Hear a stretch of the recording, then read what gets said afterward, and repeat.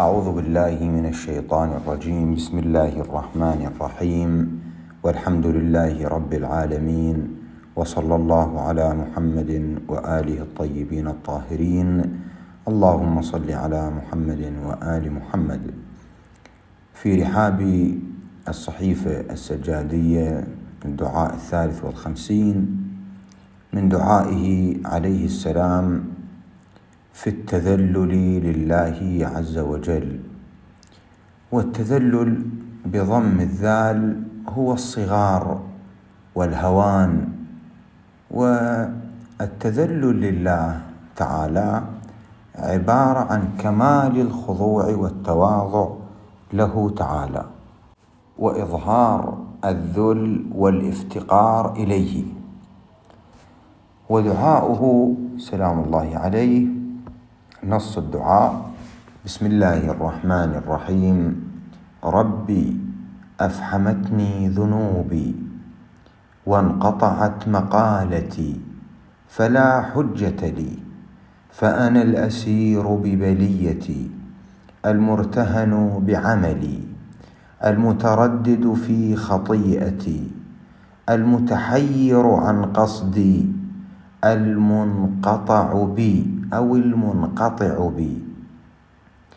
قد أوقفت نفسي موقف الأذلاء المذنبين، موقف الأشقياء المتجرين عليك، وعلى رواية المتجرئين عليك المستخفين بوعدك.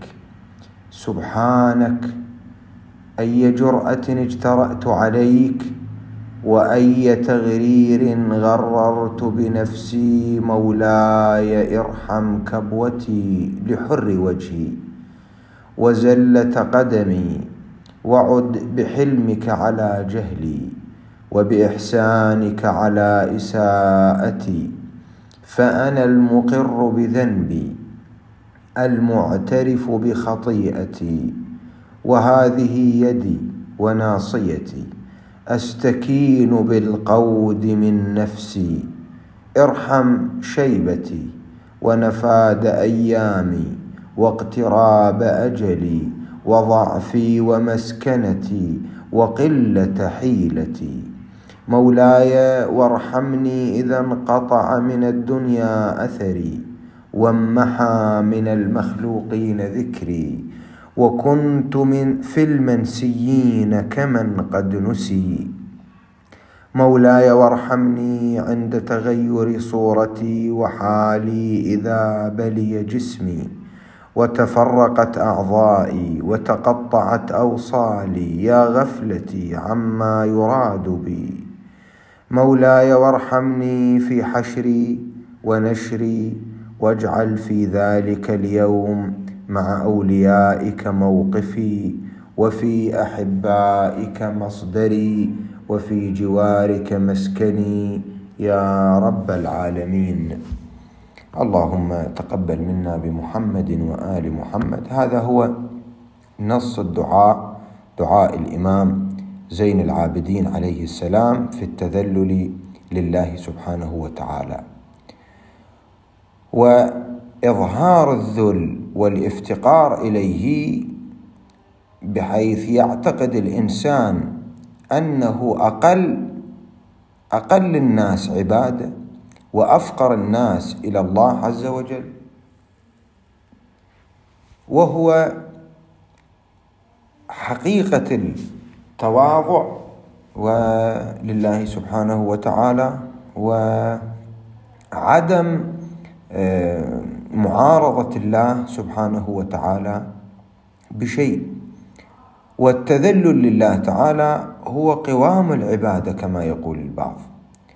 والتأمل في هذه القضايا، قضايا التواضع والتذلل لله سبحانه وتعالى، هي تحققها العبادة، وهي لها مدخلية في رفع قيمة العبادة من صلاة وصيام وزكاة وحج وأمثال ذلك.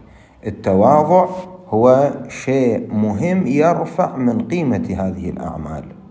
فالأعمال التي تؤدى مع هذا الخضوع ومع هذا التذلل لله سبحانه وتعالى تحقق مرتبة أعلى.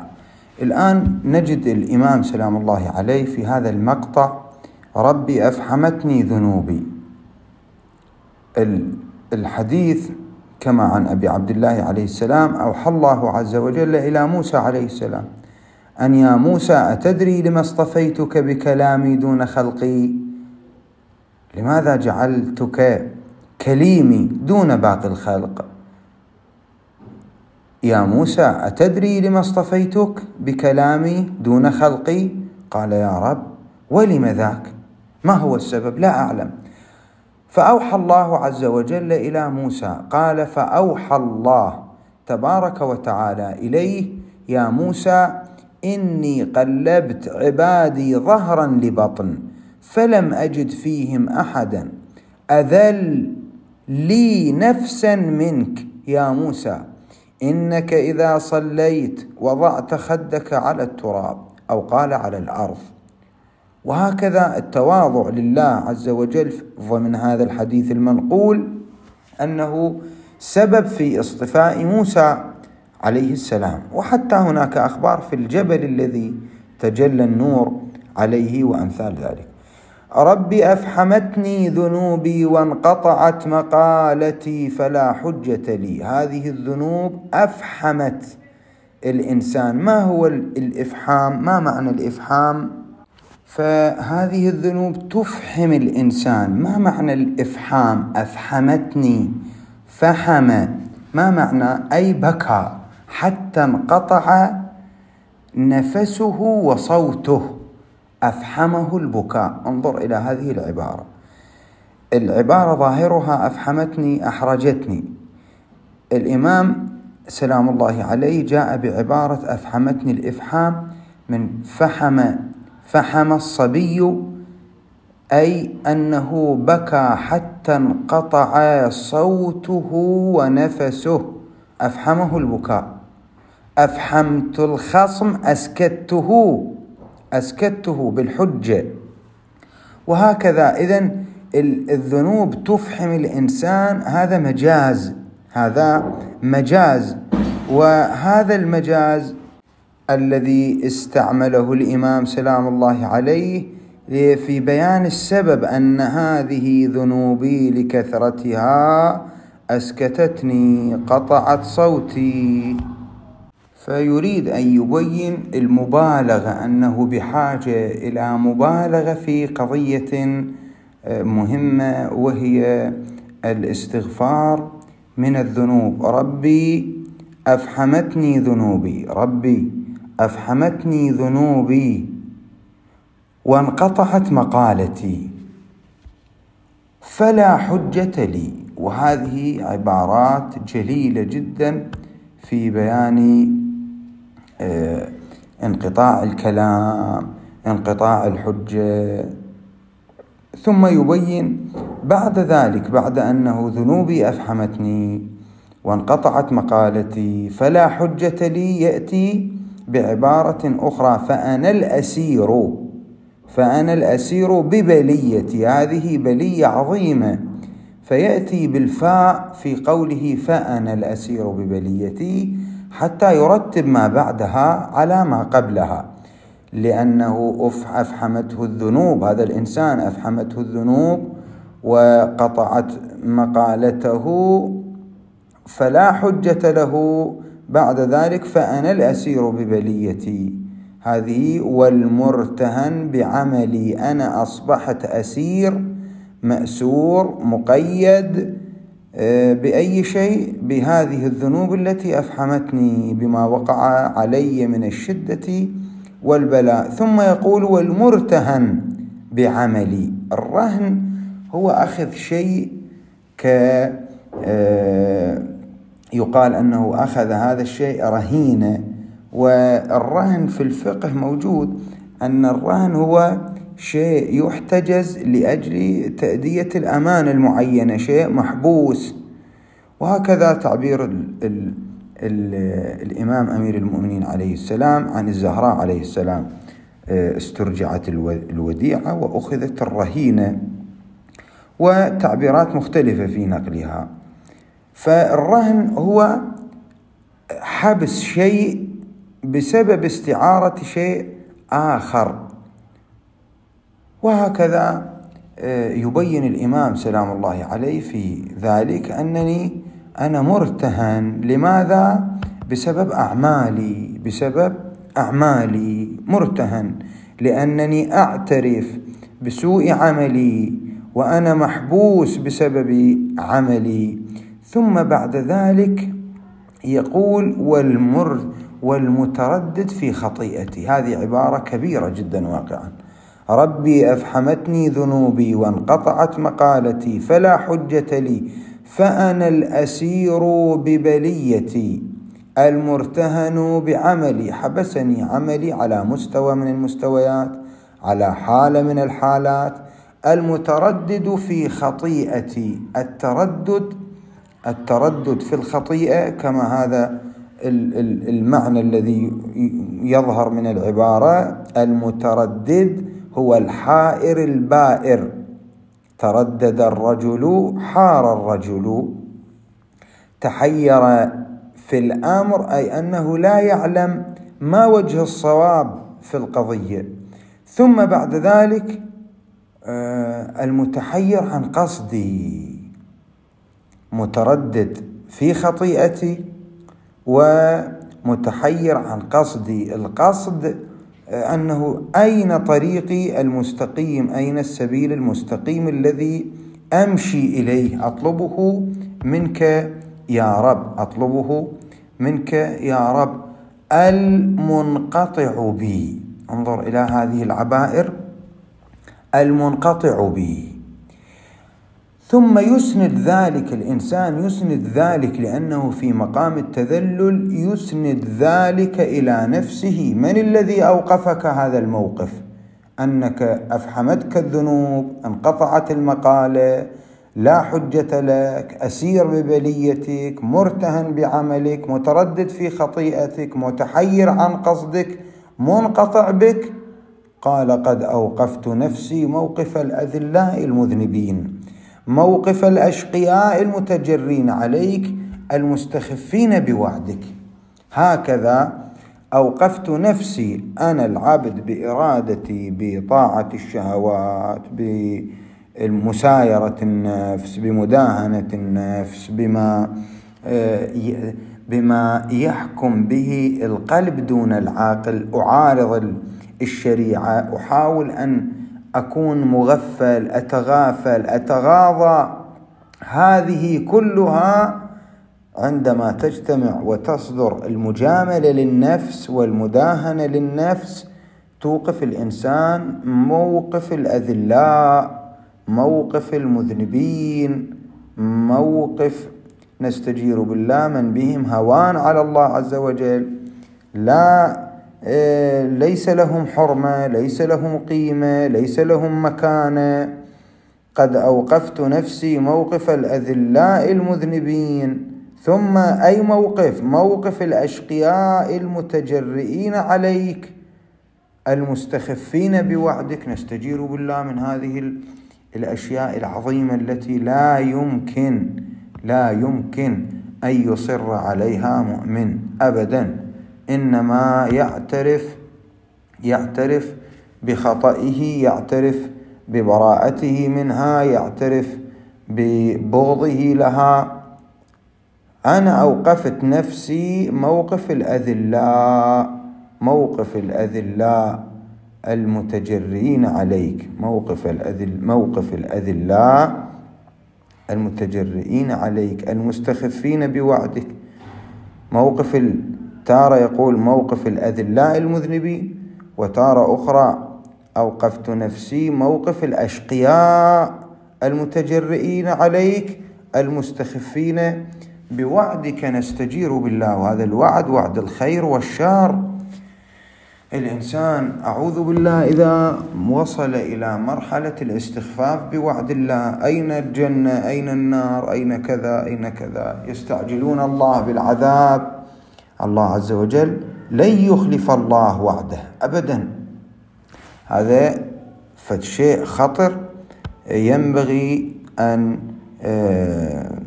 يقف عنده الإنسان وأن لا يتمادى ولا يساير نفسه هذه المسيرة. المقطع الآخر: سبحانك أي جرأة اجترأت عليك وأي تغرير غررت بنفسي، مولاي ارحم كبوتي لحر وجهي وزلة قدمي، وعد بحلمك على جهلي وبإحسانك على إساءتي، فأنا المقر بذنبي المعترف بخطيئتي، وهذه يدي وناصيتي أستكين بالقود من نفسي، ارحم شيبتي ونفاد أيامي واقتراب أجلي وضعفي ومسكنتي وقلة حيلتي. انظر إلى هذه الكلمات التي جاء بها بعد أن قرر وبين حالة الإنسان مع الله في تقصيره عندما يريد أن يتذلل لله سبحانه وتعالى. يعاتب هذه النفس، يقر لله عز وجل بذنبه: سبحانك أنزهك يا رب عن أي نقص، أي جرأة اجترأت عليك. هذه جرأتي، مخالفتي، هذه جرأة عظيمة جدا، وأنا غررت بنفسي، أعلم وأقدم أو لا أتعلم وأقدم، وأي تغرير غررت بنفسي. هذا كلام عظيم من الإمام سلام الله عليه، ينزه الله عز وجل، ثم يقول: وأي جرأة، استفهام تعظيم وتهويل. هذا أي جرأة، كما أنه يقول: أي منقلب ينقلبون، أي جرأة اجترأت عليك، هناك مصدر محذوف، كما أنه ينقلبون انقلابا أي منقلب. وهكذا أي تغرير غررت بنفسي، أي تغرير غررت، يعني كأنه يريد أن يقول: وغرر بنفسه تغريرا، حملها على الغرر والخطر وخاطر بها وجازف بها، جعلها معرض للهلكة. ثم يقول بعد هذه العبائر، يبين: سبحانك أي جرأة اجترأت عليك، يبين تهويل العظيم للجرأة. وأي تغرير غررت بنفسي، كذلك: مولاي ارحم كبوتي لحر وجهي، ارحم كبوتي لحر وجهي. الكبوة هي السقطة، يسقط على وجهه ويخرون للأذقان وتله للجبين. حر الوجه ما هو؟ يعني ما بدا من وجهي وأقبل عليك، ضربه على حر وجهه، يعني على الشيء البادي، على الشيء المقبل به. فيقول له: إلهي ارحم كبوتي، هذا سقوطي، لحر وجهي الذي ظهر وبان إليك يا رب.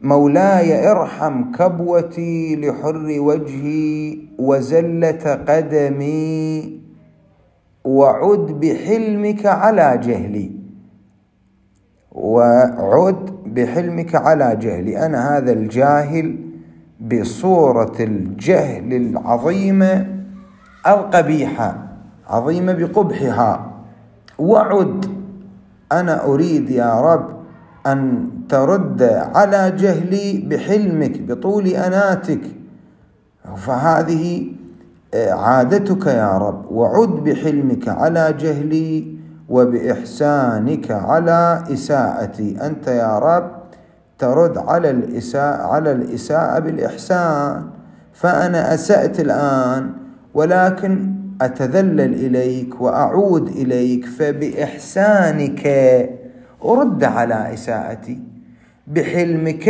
رد على جهلي، وعد بحلمك على جهلي وبإحسانك على إساءتي. فأنا أرتب الأثر، فأنا المقر بذنبي، أنا عندي إقرار أن أنا المذنب، والتائب النادم على ذنبه كمن لا ذنب له. أنا الآن أقر وأعترف أني مذنب، المعترف بخطيئتي، وهذه يدي وناصيتي، أستكين بالقود من نفسي. ارحم شيبتي ونفاد أيامي، هذه شيبة ثم أيام معدودة ونفدت نفاد أيامي، واقتراب أجلي 100 سنة أقل أكثر هو قريب. القرآن الكريم يعبر عن الساعة بأنها قريبة، عن الحساب بأنه قريب، بل أن ينقل حديث أنا والساعة عن النبي صلى الله عليه وآله: أنا والساعة بعثت كهاتين، وبين جمع بين سبابتيه، هكذا وإن بعدت هي قريبة. في وعد الزهراء عليه السلام أنها قريب، الحكم الله والموعد القيامة. واقتراب أجلي وضعفي ومسكنتي وقلة حيلتي، هذه الأشياء التي ذكرتها يا رب كلها أسباب ضعفي وأسباب أتوجه بها إليك لترحمني بها. ثم يقول له: مولاي وارحمني إذا انقطع من الدنيا أثري. أنا هذه القوة اللي عندي وآثاري لها محدودة، لها مدة، هذه الآثار تنتهي. وامحى من المخلوقين ذكري، لا يذكرني أحد، كم سنة وكم يوم كم ساعة وينتهي الأمر. في الأول ممكن أن يرى أثر لي أو ذكر في المخلوقين، تكون رحمة مآثر كذا. أما إذا انقطع من الدنيا ذلك الأثار وامحى من المخلوقين ذلك الذكر، وامحى من المخلوقين ذكري، وكنت في المنسيين الذين لم يذكرهم ذاكر. وهذا واقعا شيء مرعب واقعا، أنه إنسان محتاج لكنه منسي ولا يستطيع المطالبة، كمن قد نسي. هذا ليس بعزيز، إنما ناس كثيرة نسيت انتهى أمرها.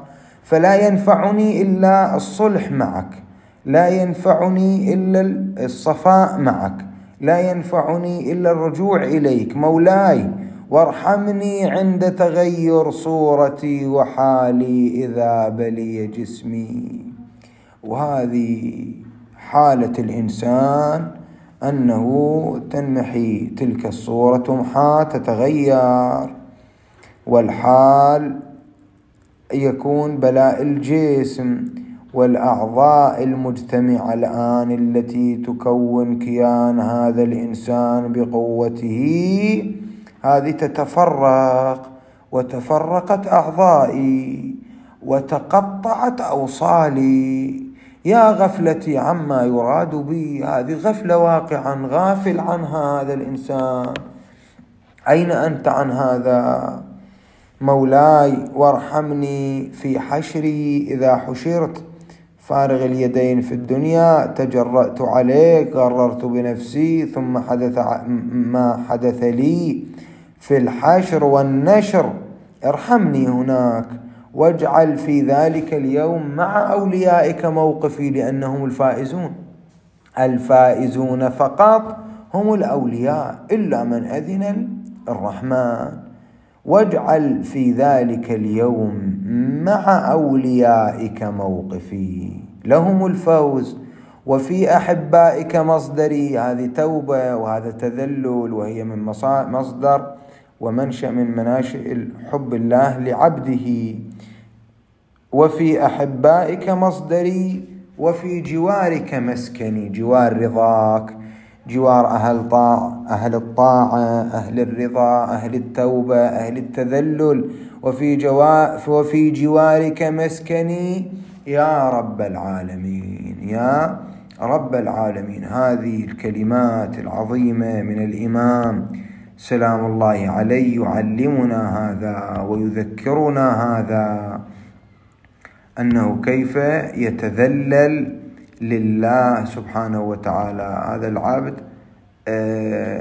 إذا انقطع أثره فني هذا وذهب وأعدم، انقطع يعني. والأثر ينتهي، ونسي كمن قد نسي. أكو ناس نسيت انتهت.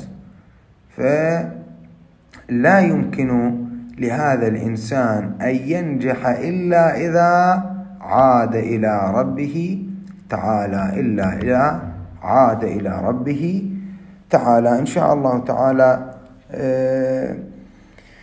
نكون ممن يتأمل بهذه الكلمات، يتعظ بها، يأخذ بها، يقف عندها. وتركنا شيء من الإطالة في البيان لغرض فتح باب التأمل، أن يتأمل الإنسان في هذه العبارات، في معاني هذه العبارات، في طريقة الدعاء، كيف يعلمنا الإمام كيف يكون الإنسان محبوبا عند الله عز وجل بالتواضع لله والتذلل له والعمل لأجله وتقوى الله والاستغفار على كل حال. ففي الرواية النبي صلى الله عليه وآله وهو المعصوم يستغفر في اليوم 70 مرة، وهكذا بعض الروايات تقول 100 مرة وهو المعصوم. كيف بنا نحن؟ نسأل من الله سبحانه وتعالى أن يوفقنا لما فيه الخير والصلاح بمحمد وآل محمد.